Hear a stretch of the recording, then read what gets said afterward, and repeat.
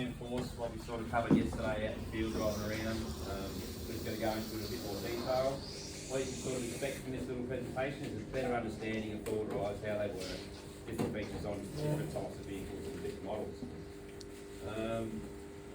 It is a miracle that I was able to get that projector working because I am not a computer guy at all.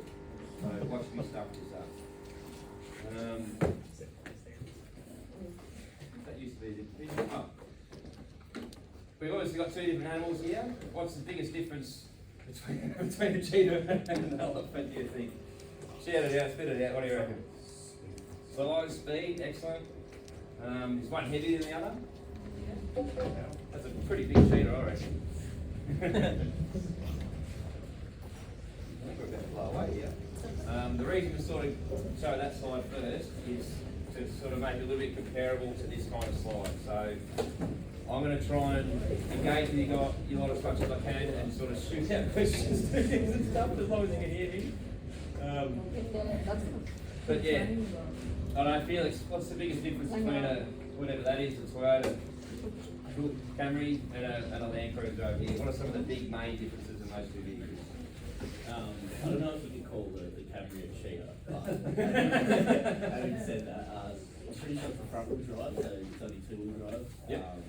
Big weight difference. We'll have a different fuel type between the petrol, the Camry, and Spot on. features like winches, tyres. You can fit a winch in that bumper, I reckon you can fit a winch in that? Anything else in this side of the room? Any other major features? Excellent, spot on, yeah. You can see there's probably only about a fist worth of space underneath that vehicle. There's about, I don't know, top potato, that one, I call that about 8 fists underneath that one, better clearance. Tyre size? Yeah, tyre size, really good one. Like, these are really low profile, sort of small tyres that aren't going to absorb the bumps and rocks and corrugations and stuff that we're going to drive on. These tyres are much, much bigger.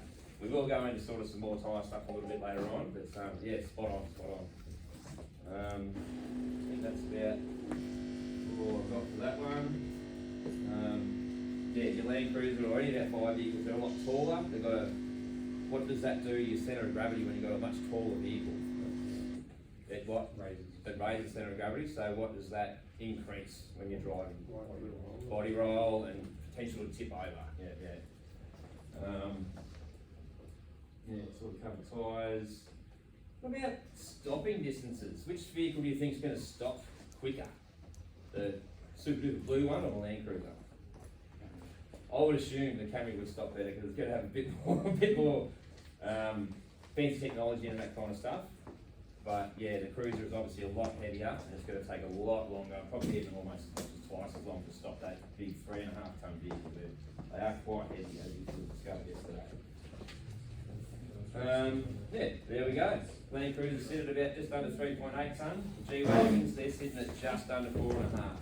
The G-Wagons are specifically designed to be just under 4.5 tonnes, so we can drive them on a car licence. Anything heavier than that, then that's a truck licence. Not sure what the graphics showing there. I think that might be a handbrake, I think, I'm not sure. It's detailing how brakes work. So it's obviously a pretty old picture, but even on modern cars today, there's in the brakes, they pretty much push up against each other to add braking force to those wheels. When we are braking, Alex, I'm just picking you, when we are braking, what happens to your brakes as you use them? Yeah, hotter wear out. Excellent, yeah. And what happens when you push them too far? They'll stop working. They'll stop working altogether. It's called brake fade. So there is techniques we will cover with you guys this week that'll sort of help to reduce that brake fade. It's pretty much just on-off braking, putting the brakes on a little bit, taking the foot off, letting them cool down a little bit, and just sort of looking after the brakes. Yeah, brakes have their limits. We try to avoid burning them out as much as you can. As you do start to get brake fade, I'll shoot out to you, Seamus. How can you recognise that you're getting brake fade in your vehicle if you're sort of cruising down a really long, steep hill? What can you feel to recognise you're getting brake fade? We're getting this feedback if you actually de-accelerate when you put the foot on the brake? Yep, spot on. Not as responsive as they were at the top of the hill sort of thing.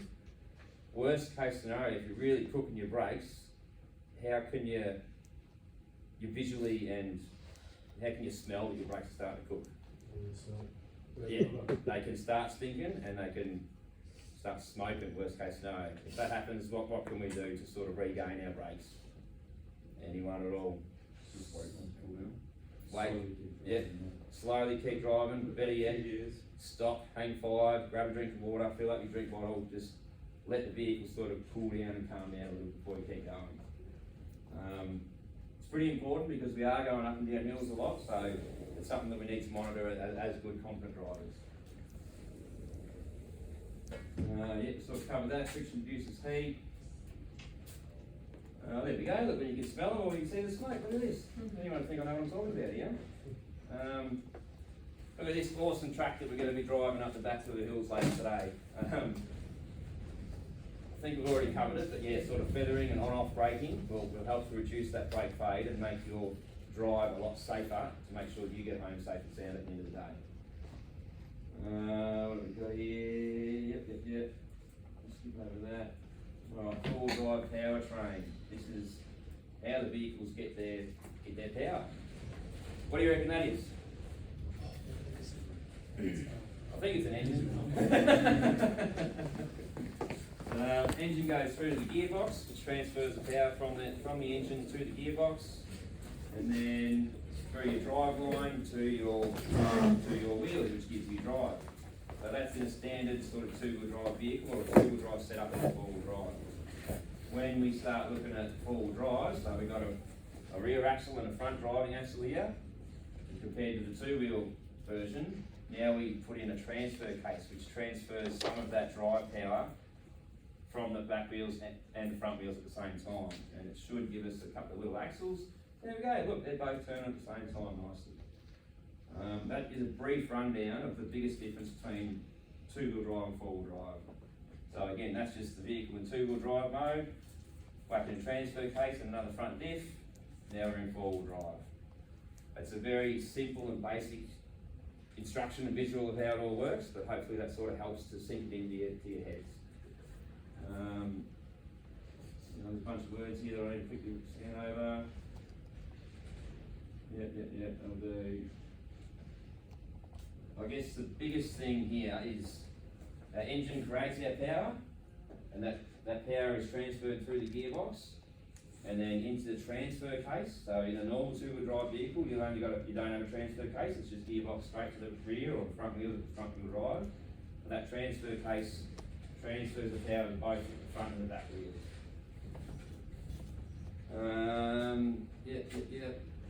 Sorry, I'll put you back to you.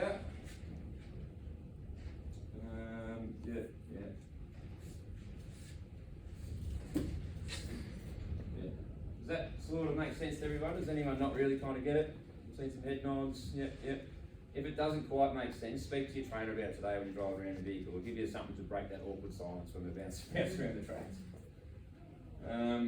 Here we have all different sorts of four-wheel drive engagement options in different vehicles. So I think this one here is a Triton. Pretty sure that's a Triton. So that's your two high, your four high, four low, and then your four low for really low range action. This is a Cruiser. You should be fairly familiar with this sort of stuff from yesterday. It's all spelled out on top of your range selector. This one looks like a Hilux, maybe Ford. It's just a little switchy knob. And this is your G-Wagon. So this is sort of saying what you've got locked on. So that one's your center diff. That's your rear diff, and then your front diff. We'll go into this in a bit more detail later, and again, if you've got further questions about it, it's much easier to show you and demonstrate firsthand than just me just point at these things. So speak to your trainers later. You should be fairly familiar with those sort of features after yesterday. If you do jump in a vehicle that's pretty new and you're unfamiliar with, just take the time to sort of have a good look over it. If you need to find out more information about how all these features work in a vehicle, what's something that's in every vehicle that you can look at? Let's go, Yasmin. Yeah! What's in the glove box in every vehicle that you can look at? Excellent, excellent. I do it all the time. When we get a new car, like we just got a new Hilux the other month up at Linda, and it had that lane departure assist and radar stopping stuff. I've never driven a vehicle like that before, so driving down the road, fill it up with fuel, and I had lane departure assist jerk me sideways. I was like, right, I can't drive this, I need to learn this. So I literally pulled over, got the book out, spent 10 minutes educating myself about these things. So even me as a trainer, I've got a fair bit of experience with four-wheel drives, older four-wheel drives. I'll still take that time to have a look at the book and just make sure that I know exactly what I'm sort of jumping in to drive. Yeah, every vehicle's going to be slightly different.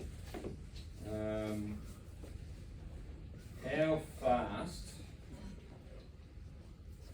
If we want to go between high 2, so let's look at this one. If we want to go between high 2 and high 4, Nick, how fast, what's the sort of maximum speed that we should be going if we're doing that change between high 2 and high 4?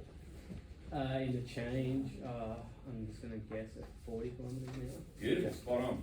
Anything more than that, and we're going to be putting a lot of extra stress and strain on the vehicle and the transfer case and the gearbox and that sort of thing. I think in some of the books it says that you can do it up to like 80 k's an hour. That's just too fast. Like there's a lot of moving parts going on. If you can slow down to sort of 40, 50 k an hour, then you can pull that sucker back into high 4. What about if we're going, even in this one, going from high 4 high to 4 low?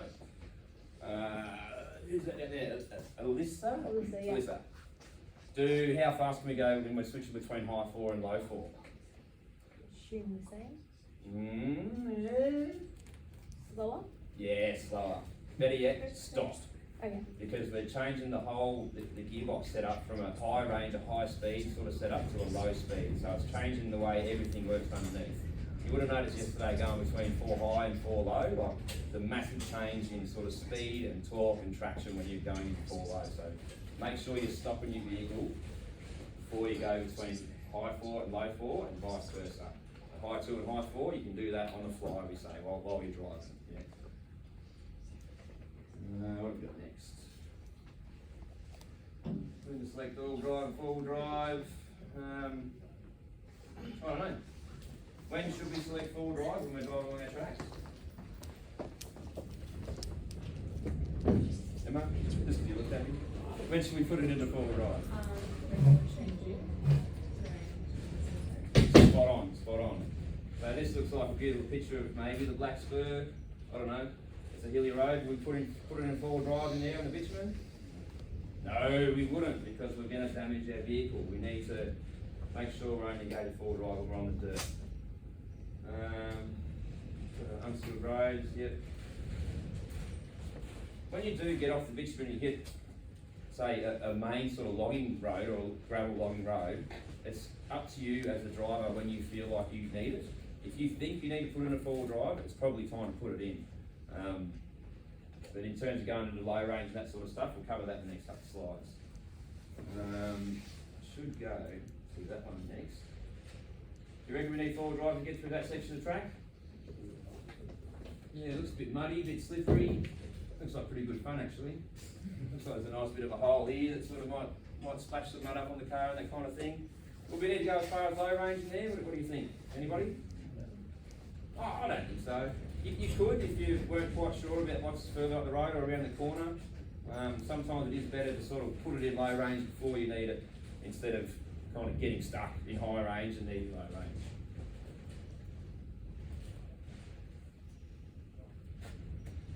That just looks like a nice road to me. I don't think it's sealed. Do we need low range? I wouldn't need low range on that. I hope you guys wouldn't need that. you lot, I should say.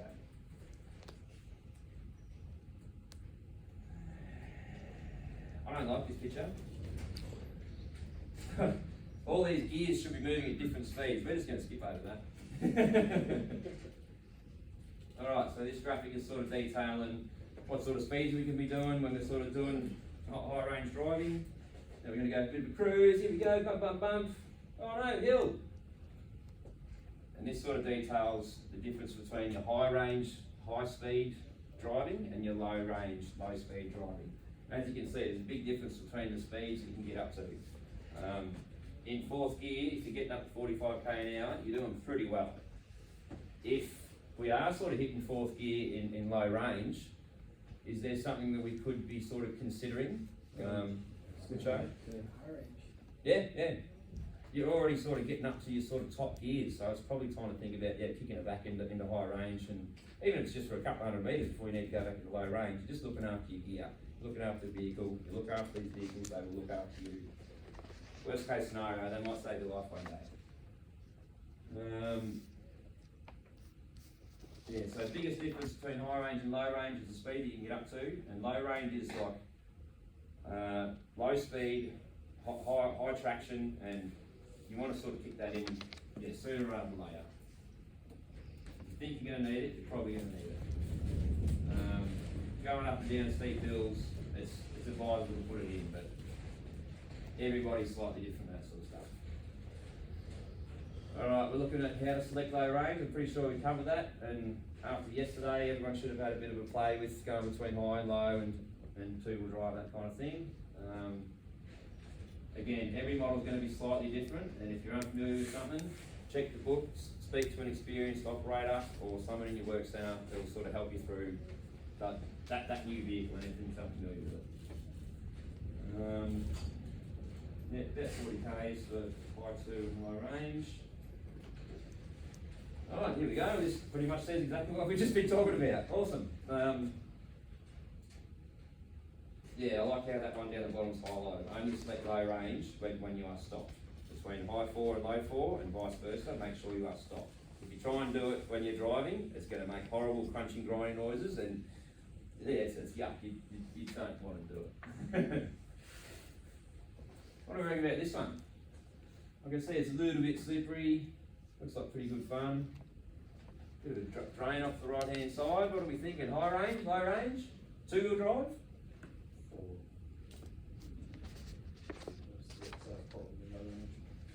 That's the spirit. It is going to be pretty slippery. You can see there's sort of a lot of deep ruts there, and I can see in the middle of the ruts, like there's evidence of where the diff bell housing, the round part of the diff is kind of scraped and bellied out a little bit along there, so that's definitely a low range obstacle there. It does look like once you get past this sort of main obstacle, it looks like the track sort of flattens out a little bit and gets a bit better, so you could probably consider kicking it back into high range once you're through that tricky section. Yeah.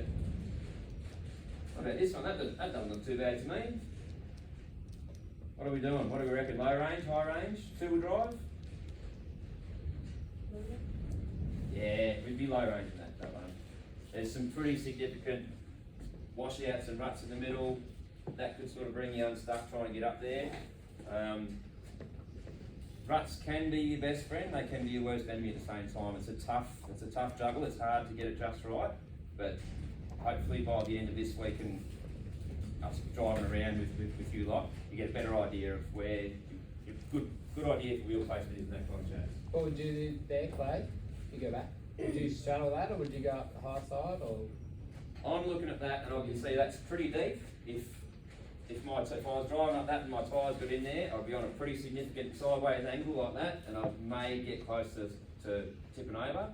So I'd probably look at having my wheels straddle that fault in the ground and try and keep my wheels on the higher, better surface.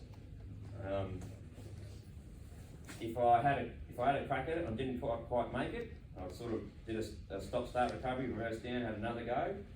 I'd probably have 3 tries. If I haven't made through on that third try, I probably need to stop and reevaluate and just sort of get out and have a bit of walk around and see if there's a different line, slightly different line that I could pick to try and maximise my traction and that kind of thing going up that little obstacle. But yeah, that looks like pretty good fun to me. Hopefully we find some of that today. Oh, look at that, Billy Goats. That's up in the high country somewhere. What are we doing there? Looks pretty flat. A little bit steep. We'd be right in two-wheel drive, wouldn't we? What do you reckon?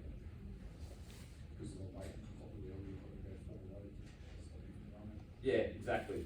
You'd be mad to try and tackle that sort of country in two-wheel drive. I would be in low range. I'd be just taking my time nice and easy. There's not a lot of room for error. There's not a lot of room for turning around. You could probably turn around there if you had to, but that's some pretty significant drops off the side of that hill. So you want to maintain control over the vehicle at all times going through that sort of terrain. chances are, when we're chasing fire, we're gonna go across that sort of terrain, so we need to make sure that we're being safe. If we can't make it to the job, then we can't help anyone. So slow down and take your time in steep terrain like that. Alright, this is gonna talk about this. And this can be a bit of a tricky thing to get your head around, but hopefully this graphic will help to sort of solidify it in your head and we don't get blown away. Yeah, so there's what looks like a cruiser. That's where the wheels sit. I think we'll just flip through the next one. So that's going into your rear diff and your rear wheel drive. That's your front wheel drive and your front diff as well. So that's all four wheels, so that's four-wheel drive engaged. It should go into a little video. We'll just go back a couple. So what this is sort of trying to tell us is that if we're turning around in a big circle like that, the wheels on the inside of the car are going to be turning a lot less than the wheels on the outside of the car. Because the wheels on the inside have got a little bit less to travel, yeah, they don't turn as much as the outside ones, and that's how diffs are supposed to work. It sort of just evenly distributes the weight across the wheels so that we maintain maximum traction that we can. It should go into a bit more detail. So as you can see here, like the front wheels are turning us, they're turning us around to the right, but the rear wheels, because they don't turn, they sort of cut across the corner a little bit, and yeah, don't quite follow those front wheels as well as we'd like. That's just how vehicles work and how this works. What's that saying? Center diff not locked, all-wheel drive. So that's pretty much the same. We've got all-wheel drive, so it drives all four wheels. Once we lock in that center diff, we are engaged in four-wheel drive mode. All-wheel drive and four-wheel drive are very, very similar, but four-wheel drive is locking that vehicle into four-wheel drive mode and taking some tricky terrain. All-wheel drive's a constant all-wheel drive, and they just really help to sort of maintain traction on the road. But when we're getting off the road and into the bush, we want to make sure that our four-wheel drive is engaged. Which of our vehicles would be an all-wheel drive, Clay? I don't know, the boss cars, or The G-Wagons. So Okay. the G-Wagons are constant full drive, all-wheel drive, and they've got a centre differential instead of a transfer case, which is why they've got that button to press for the centre diff instead of the kind of 4-high switch that the other ones have. And you'd be surprised what they'll do, even just with the traction control in four-wheel drive. What, it's a 70-30 split or something? Is that in all-wheel drive? I'm pretty sure it's I can't remember it's 70-30 or 80 or 80-20, where like, and then when you go into four-wheel drive, it's a 50-50 split. yeah. There used to be a video in a four-wheel drive course at Murrindindi where it explained the diffs really well, where you're driving through a muddy hole and you've got a bit of tilt and one wheel is touching the ground and the other wheel is up in the air, and the wheel with the least amount of connection is spinning and all the power is going to that wheel, and that shows that the diff's unlocked. Pretty sure that video's still Are we coming coming up. up? I'm pretty sure it's coming up. We'll do it with the remote control car. Yeah. Nice. Right. So this is just to give you a general overview of diffs and how they work and four-wheel drive features. We've got this awesome remote control car that is not just for fun, that's going to really help solidify this information in your heads. Once we finish doing this word talking bit, we'll get someone to demonstrate that stuff, but it's pretty cool. What have we got? So now we're talking about diff locks. Remember how on the Land Cruisers there was that little gauge, that little knob for diff locks? So this is indicating that our rear diff is locked in. And what that means when we've got our rear diff locked in is that both wheels are turning at the exact same time. Like Jack was just saying, when you sort of kick one wheel up in the air, you'll often lose all your power to that wheel because it's the wheel with the least amount of resistance. So with our rear diffs locked in, when we kick that wheel up in the air, the back wheels still keep turning at the same time, maximising traction and making sure we get there safe and sound. And then it should go into the front diff now. Same thing with the front diff. once you've got your rear and your front diff all locked in, all four wheels turn at exactly the same time. So it doesn't matter if you lift a bit of wheel or spin out a little bit in the mud, it's still going to maintain your traction. Locking in your front diff it will greatly affect your steering. So we will go through that today while we're out and about in the field. It can feel like you're trying to turn, but the vehicle just wants to keep going straight because all four wheels sort of push you forward all at the same time. But we'll have a bit of a play with that out there in the field today.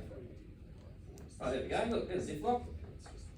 So just like going between low range and high range, when you're clicking your diff locks on, best practice to stop. It just helps look after gear and let everything slow down and line up nice and neat and tidy. It's kind of locking those diff gears in together, kind of like that. It's not a great description of it, but that's pretty much what they're doing inside. Up here, that's a rear diff indicator. You'll often find that on your Land Cruisers or your Hiluxes, your crew cabs, that sort of thing. Most of the time, you're going to be coming across this sort of setup in your Land Cruiser slip-ons. That's a G-Wagon setup. Yeah, centre diff lock, rear diff lock. No, it's not. Yeah, that's You're right. Yeah, it is, yeah. Centre diff lock, rear diff lock, front diff lock. There is a process. They're all numbered, 1, 2, 3. You can't just go straight to front diff lock. So we've got to work your way through them. But we can go through that a bit further in there. Once we get out there. Traction control off. Do you reckon we ever turn that off? It'll turn off by itself, yeah. Should we manually turn that off ourselves? Why not? It's unsafe. Excellent, spot on. It's a safety feature in the car. Unless we're looking to do donuts and skids and that kind of thing, which we don't do in these vehicles. Yeah, we don't touch it. That's your downhill assist control. It's not in all vehicles, it's mainly in your sort of newer models, that kind of thing. And that's, again, an indicator for your rear diff lock, just like this one. This one over here on the right is another example of Land Cruiser one. This one has rear diff locks and front diff locks, whereas this one's only got them in the rear. Chances are you'll only need to engage the rear diff locks if you need to, and that'll really help your vehicle get over and through some obstacles. It never ceases to amaze me how far we can push these vehicles. Again, if you're not familiar with the vehicle, talk to someone that knows about them, or bust out your learner manual, or even better yet, the vehicle owner's manual in the glove box. It's part of our standards to always have our manuals in our vehicles for that exact reason. If you come across something else, think about that. What have we got next? When to engage diff locks. Yep. So we're talking about lifting wheels. If we have lifted a wheel when we're going up a hill in, say, 4 low or even 4 high, that's a good opportunity to whack one of your diff locks in. Whack your rear diff lock in first, have another crack at it, see how you go. And then, yeah, I think those will get bigger. Now that looks pretty interesting to me. Right away, the first thing I think when I look at a really rocky, tricky section like that, like I can see there's skid marks on this big rock here, and that's a big pointy yonny there. Do we need to go up there? I wouldn't think so. We could probably go around that. There's probably a chicken track around the side of that one somewhere. But if we did have to have a crack at it, locking in that, at least the rear diff lock, is going to give you a much better opportunity to slowly crawl up and over that first rock and over the rest of the obstacles at a nice, slow control speed in low range and first gear. Nice and crawly, nice and slow, letting the vehicle sort of climb over things and grab traction and work your way up the hill. Yeah. What about this one? Do we think we'd need, Yaz, do you think we'd need diff locks to try and get up that sort of sandy, slippery little obstacle? It's probably easier because you would be slipping a bit there. Yep. How would it be easier? I really like that. Because if you're starting to slip or on the road and getting a bit more bogged down, you can have good looks on those boats to be able to just kind of move. Excellent. If I had the easy to get money, that was perfect answer. That was really good. But yeah, spot on. It's going to give you better traction at the back end, and it's going to help you to get over and past that obstacle. That's one of our camps from previous years. It's you from the future. No, I'm not getting bogged first this time. There's a first time for everything, and my vehicle's not getting bogged first, is what usually happens. As you can see, they sort of had a bit of a crack at this, trying to get up this bit of a hill, and they've got themselves undone. So they've got the shovels out, they've got the tools out, they're clearing around the wheels, just trying to make it a bit easier so that they can get past that obstacle and continue on. All of our Land Cruisers and the G-Wagons will have shovels. I doubt the Hiluxes do, because they're usually boss's cars and they don't like getting dirty. I can't see any on that one. But again, you would know if your vehicle's got shovels and recovery gear on it before you even get in there, because you have a good look over it during your pre-start check and that kind of jazz. So yeah. I think we're into hubs now. We briefly touched on this yesterday. Again, if it doesn't really make sense, it's probably going to be easier to point and show you on these vehicles, but this should give you a basic idea of how they work. So this is more of an older model. I've got an old Patrol. This is what I've got on mine. You can kind of see here, like there's a little arrow on there, and that's pointing towards the lock position. If we turn that around like that, we'd be in the free position. So when we move our vehicle from high 2 to high 4, Jeff, if we're in the free position, are we going to have four-wheel drive? No. No, because we're in that free position. So the transfer case will be providing power to that front diff, but without those hubs locked in, it's just going to spin freely behind that wheel. This one's a bit of a different example. That's more commonly what you're going to see on the Land Cruisers. It is worth noting that, yeah, you need a tool to sort of change that between lock and auto. We leave our vehicles in the lock position all the time. We want to reduce any sort of friction and that kind of thing that's going on behind that hub. And then again, lastly, we've got a third one. That's an automatic locking hub. Lots of bits and pieces that are moving in there. They tend to break more regularly than a manually locking hub. So again, once you're doing your pre-start checks, have a look over them, see what you've got on that front axle. Yeah, just rotating parts, manual locking hubs. Is that sort of making sense, the hubs thing? It is a little bit hard to learn it on the screen. If you're not sure, ask your trainer when we get out there, when you do your pre-start check. Yeah. What have I got to here? Terrain selection. Now this is something I'm not very familiar with at all. As I say, I've got an old Patrol. I don't have a fancy new one with a lot of these features. But as it says here, these features are all going to vary between different models. Some of the Hiluxes will have downhill assist. These Ford Rangers have downhill assist. This is very, very similar. Looks like you can just select whatever setting you want. And over there on the right, that's even worse. Like look at these 6 different settings you can do. Looks like a rock setting, maybe a snow setting. I see that as speed. That says speed to me. It's an S.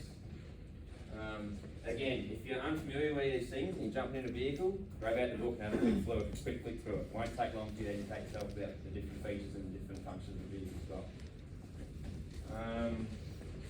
Downhill assist is a really good way to reduce that overheating of your brakes when you are travelling down a hill. Again, if you're not familiar with it, have a look at your book, talk to your trainer, talk to an experienced driver and operator. They'll help you through it. Can I just clarify quickly, Clay? Yes, mate. Sorry. Please. Downhill descent can overheat your brakes. Doesn't it? Because the way it works is it will brake your wheels when it feels them losing traction. So a little computer will take over, and as you're going down the hill, it'll choose which wheel it wants to brake.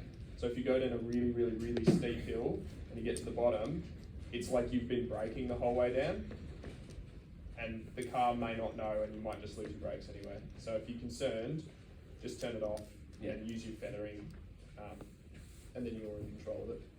The computer systems that are in these vehicles are very, very clever. Like, they'll react quicker than any human can to a slight bit of wheel slip on the front right or a bit of slip on the back left or whatever, and the computer will respond accordingly so that you maintain traction. But yeah, they can overuse the brakes. They can assist you going down a hill, but it's just something to be mindful of there.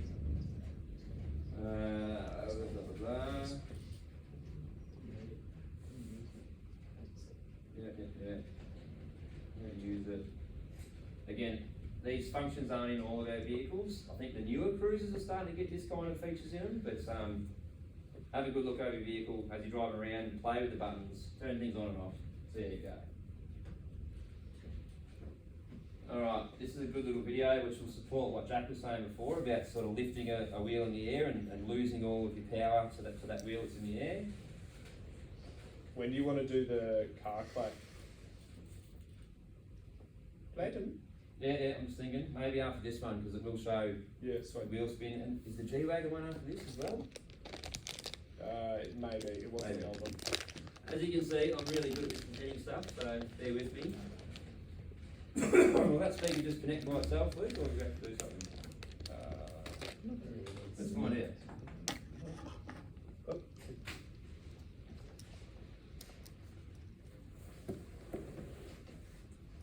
Come on, internet.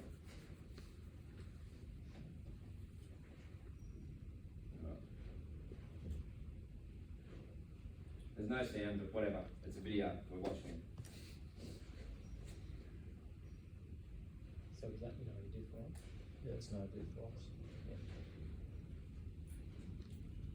So the driver's driven up there, had a stab at it, had a crack at it. They'll try a slightly different line, see if they get a better result. So they've gone a little bit higher on the embankment.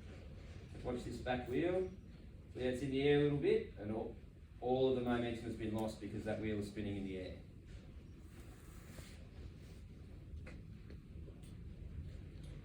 Pretty sure they're just going to have another third try at it, and then they might have success in getting through there. If they don't on the third try, it's probably time to stop, rest, reset, reevaluate. You better, didn't think he was going to have another go at it then. A slightly different line, a little bit higher on that embankment. Maintain that traction and wheels to the surface, wheels to the ground. Well, except for that bit. See that back left got up in the air? He lost all of his forward momentum, all of his drive. All of their drive, I should say. I don't know who's driving. Yeah, it was only a slightly different line, but it was just enough to get you through. Mm. You didn't have to flog it to get through or anything. The same momentum, slightly different line. And they've just gone a little bit to the right hand side of where they went the first time. I might just rewind that back a little bit. Let me. I think that really helps to show what we're talking about. Whatever, watch it the whole thing again. And that back right wheel got off the ground just a little bit, just enough to break traction. That forward momentum was completely lost because we lost all drive.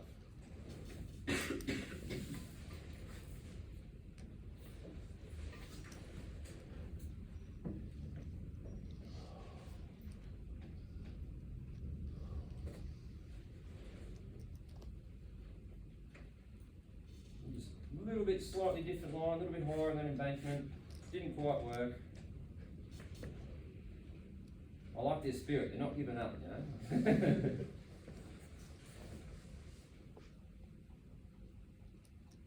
And really, that's not too much of a tricky, intricate section of track. Like, yeah.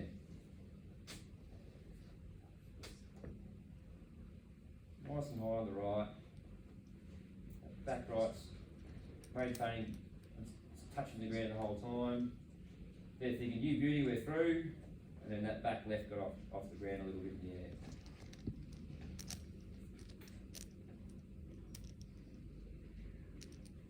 Reverse back a little, pretty much a stop-start recovery or a stall recovery.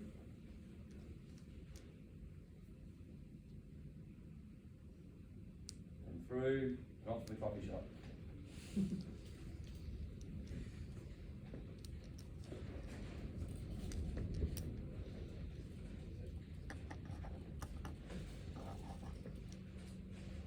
Before we go to the next slide, I don't know, I'll pick you, Seamus. What could they have engaged in that vehicle to try and maintain traction even if they lifted a wheel during that obstacle?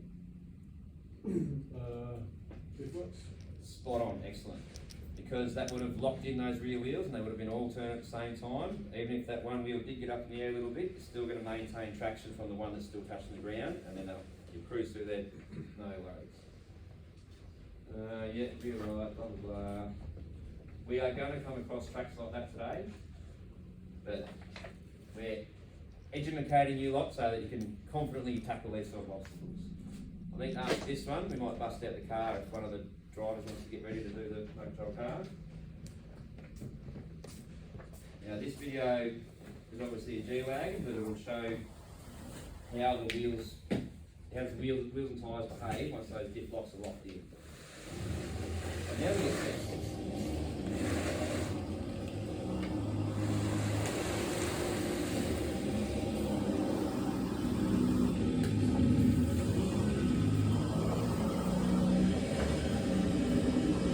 That wheel right up there, it's turning at the exact same time as the driver's side one.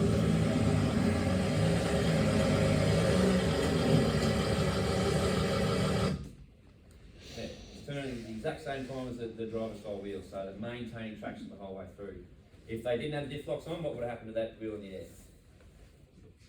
Just spin out, lose all forward momentum. Yeah, you'd have to reverse back and have another crack. But yeah, I like that video because it really shows how they both lock in and turn at the exact same time.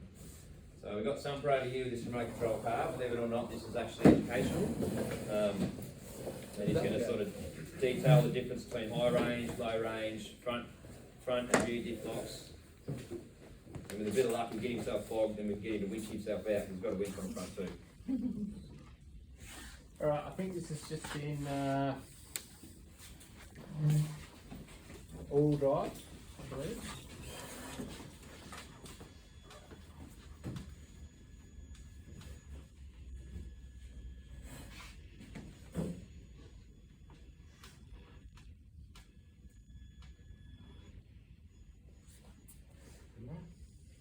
Still got traction in there.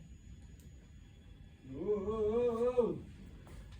Alright, so what's happening there? All the drives going to this wheel, there's no traction. That's right, so just in four-wheel drive, we've got traction on this wheel and this wheel. So these two are spinning on either side, so we call that crossed up. We've got drive only to the wheels in the air because all the power's going to them. Because for me, if you forget, I always think that diffs are lazy, so they send power to the least resistance, so the one that's always got the least traction. So you could do the same thing in a mud hole where it's just like you've got traction on one side, but it's just spinning in the mud on the other side. So now, if I chuck my rear locker in, so now I have traction on the rear right, and I can go back.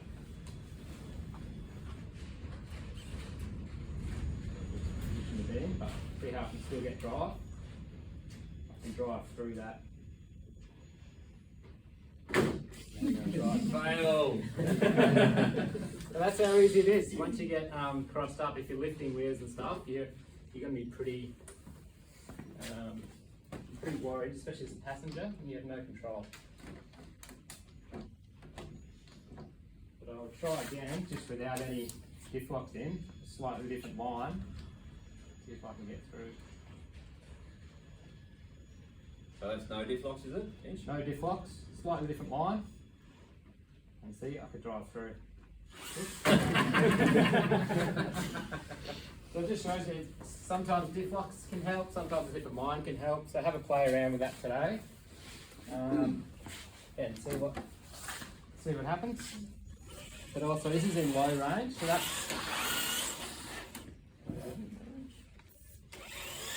that's low range. So you can see how the gearing's different. That's flat out low range.